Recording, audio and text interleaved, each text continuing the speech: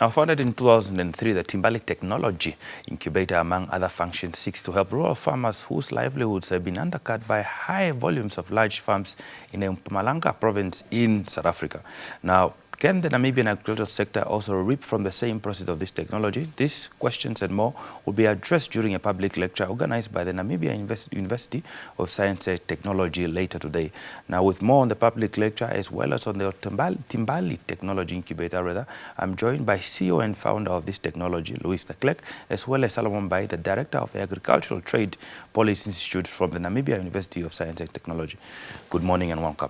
Good morning. Good morning. Good morning to the viewers. Okay, maybe let's firstly start with you, Mr. Klerk.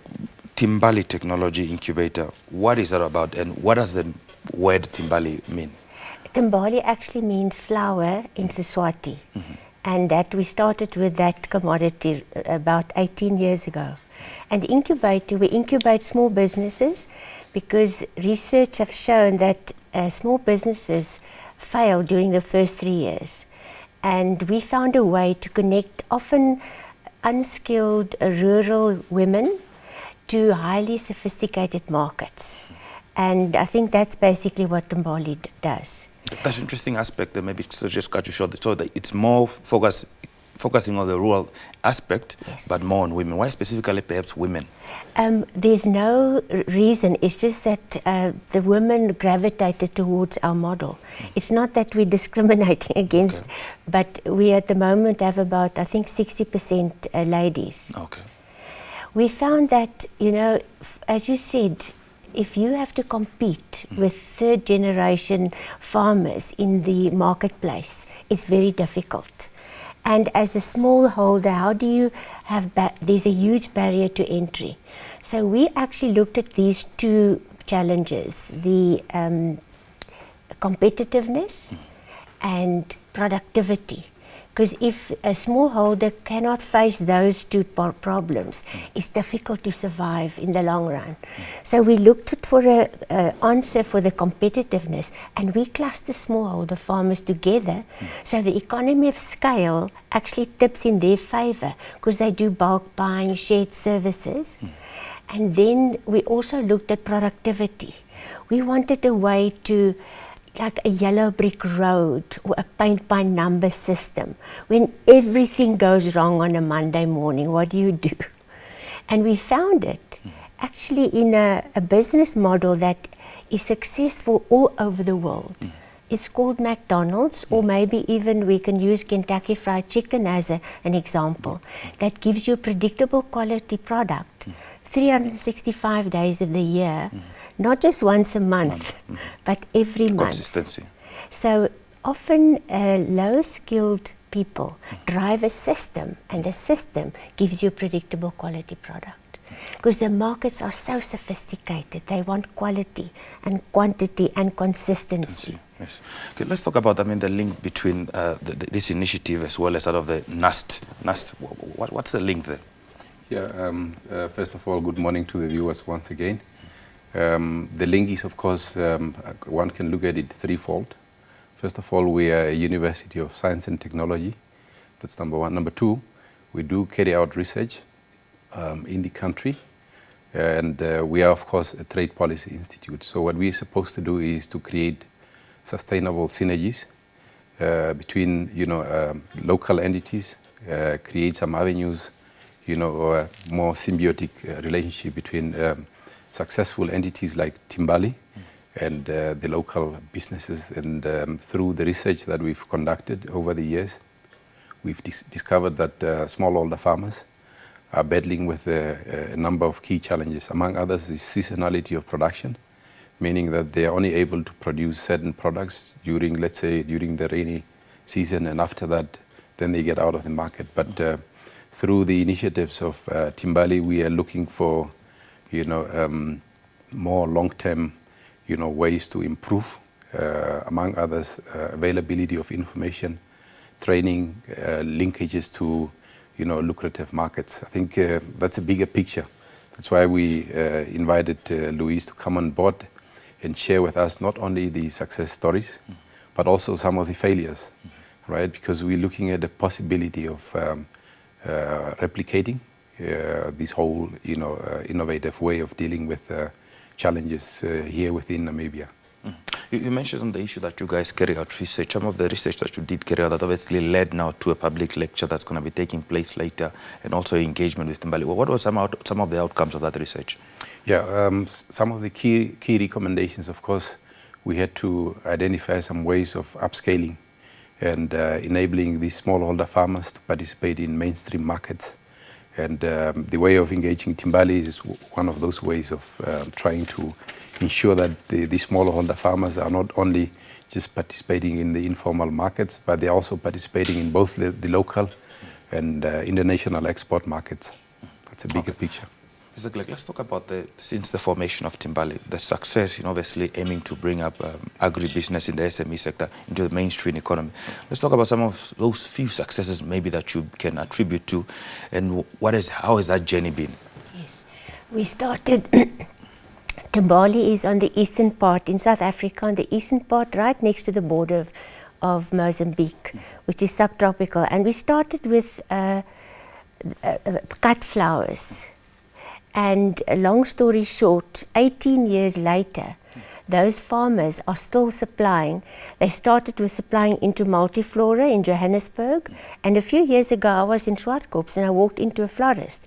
And those young farmers' flowers were being sold here in Namibia. So today, those farmers are still supplying. I think about 20% of all cut gerbera, those daisies, cut flowers that you buy in South Africa, is produced by the Amablom farmers. Okay. And so that was definitely a success story. Then we went to Amaspice, which was more the herbs. And then we went to Amaveg, baby vegetables. And just to give you an idea, in the past 5 years, actually 6, we were in partnership with the Limpopo Provincial Department of Agriculture in South Africa, and we incubated 150 smallholder farmers around a pack house to give them market entry, into the retail markets, and also some export, but they focused more on the retail markets, and they all graduated out of our incubator as a cluster. And I think those are probably the 2 big success stories of Timbali. Okay, let's talk about the sustainability of the project, or in terms, you see that obviously they are graduating into the mainstream economy. How sustainable has that been? As I said, the first Amablom farmers are in COVID. The Multiflora market shut down. 100%. And I think the secret of the sustainability is you have the market access on the one side and loan financing on the other.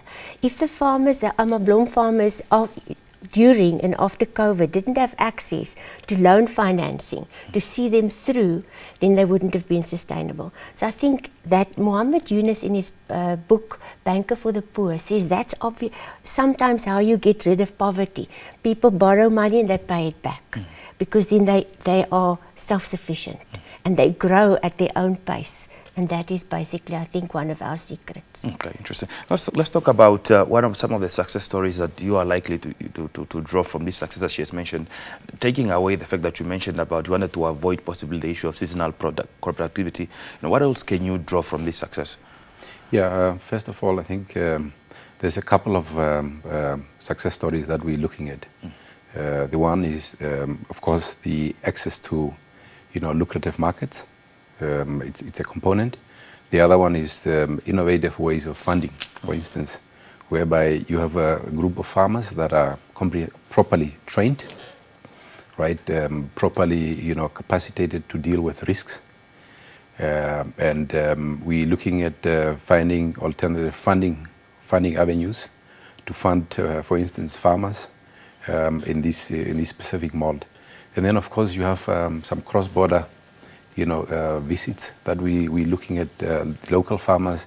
You talk about, for instance, the green scheme projects, right? They have the same sort of model, but we are hoping to also create an avenue for these green scheme farmers, basically to be exposed to all these technologies, all the information sharing, and also some other business risks mitigating strategies as well. I think that's the bigger picture that we're looking at this point in time. But we are in our initial phases of engagement. Tomorrow we will have some sessions with some industry leaders, basically to try and find some ways of cooperating and collaborating and working closely with each other and see how best we can advance the agricultural sector in the country. That would be good, definitely, to see how that can be linked to the green schemes, seeing the challenges we are facing with the green schemes currently in Namibia. Let's talk to you again, Mr. Clerk, about the accessibility of this Timbali products, technology incubator. How accessible is it in terms of finances and procurement to ordinary farmer that might want to, or a clustered group of farmers that want to access it? I think the challenge we faced was, how do you lower the cost barrier to get more inclusive growth? Because the inequality, especially in South Africa, hasn't really changed over the past few years. And the second thing is, we wanted to find ways to combine profitability with high social impact. And we are a non-for-profit company. We're funded by CEDA Enterprise Development Agency and the Job Fund and some private funders as well. But the farmers, and there's not one size fits all. Each commodity is different. The flour farmers, for example, paid a levy on the sales that they made.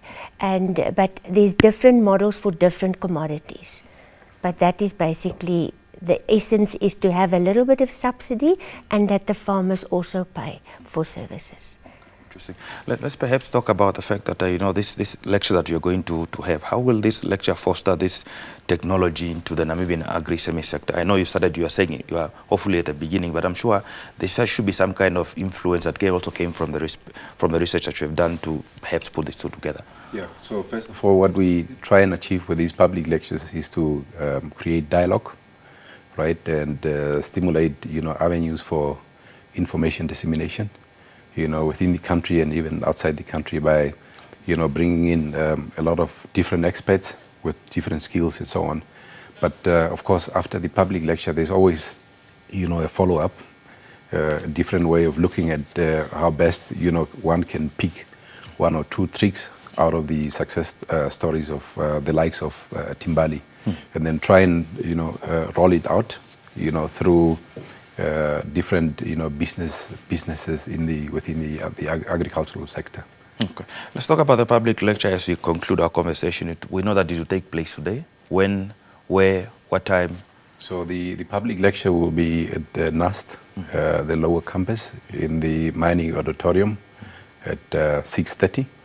And it will last for about 1 hour and a half, including a networking session as well. Okay. And after the public lecture, we then allow different people that we invite basically to interact and share some ideas and network and so on. Who can we expect to speak at this event?